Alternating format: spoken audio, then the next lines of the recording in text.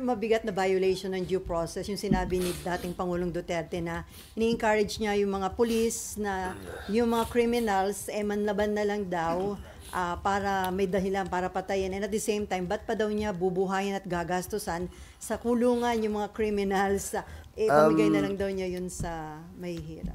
A civilized society does not operate that way.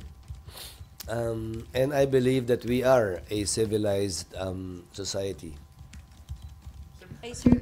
Okay, may Sir, isa na lang sa akin. Sir, yung inaako niya yung responsibilidad sa lahat daw ng successes and shortcomings Nandun ka pa nga. Drug war. Sir? Nandun Nandun pa ako, sir.